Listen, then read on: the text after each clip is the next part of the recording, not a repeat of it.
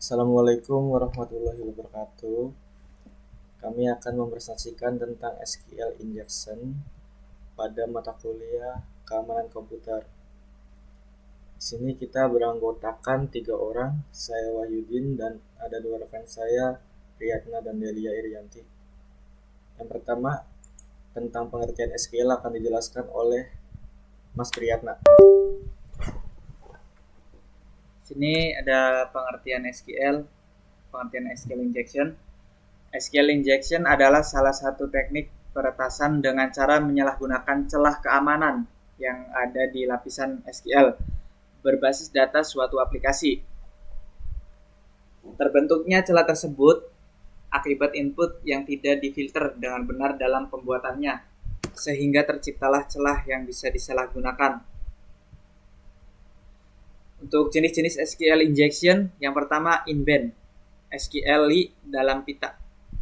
Penyerang mengirim dan menerima data lewat saluran yang sama, misalnya melalui form dan melihat hasil langsung di halaman. Yang kedua out of band, SQLi di luar pita. Serangan dan hasilnya lewat saluran berbeda, seperti mengirim data ke server penyerang via DNS. Yang ketiga yaitu inferential, SQL buta.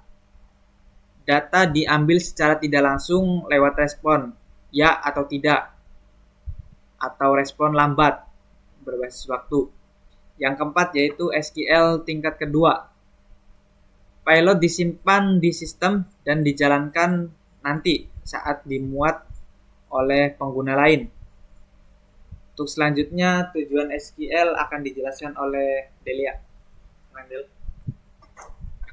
Tujuan dari SQL injection yaitu yang pertama, mengambil data sensitif, misalnya username dan password. Yang kedua, mengubah atau menghapus data dari database. Yang ketiga, mengeksekusi perintah administratif pada database, bahkan bisa mengambil alih kontrol penuh terhadap server. Lalu ada cara kerja SQL injection. Cara kerja serangan SQL injection secara singkat terjadi dalam 3 tahapan, yaitu pertama, hacker mengincar celah keamanan database, lalu proses validasi atas SQL query yang digunakan, dan database berhasil diakses.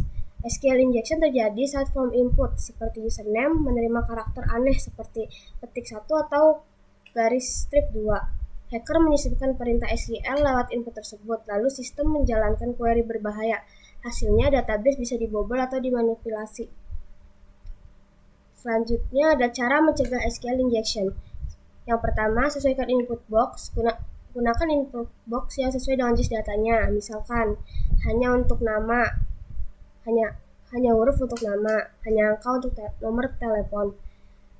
Yang kedua, batasi karakter input agar tidak memungkinkan penyisipan karakter berbahaya seperti petik 1, garis 2, atau titik koma.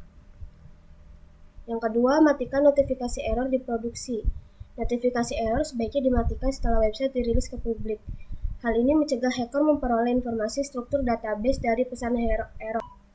Contoh dari serangan SQL injection. Yang pertama adalah pencurian informasi. Serangan ini memungkinkan penyerang untuk mendapatkan baik secara langsung maupun tidak langsung informasi-informasi sensitif di dalam database. Yang kedua adalah kompromis ketersediaan data. Serangan ini memungkinkan penyerang untuk menghapus informasi dengan maksud untuk merusak atau menghapus log atau audit informasi dalam database. Yang keempat, kompromis integrasi data. Serangan ini melibatkan perubahan isi database. Seseorang penyerang bisa menggunakan serangan ini untuk deface halaman web atau memasukkan konten berbahaya ke dalam halaman web.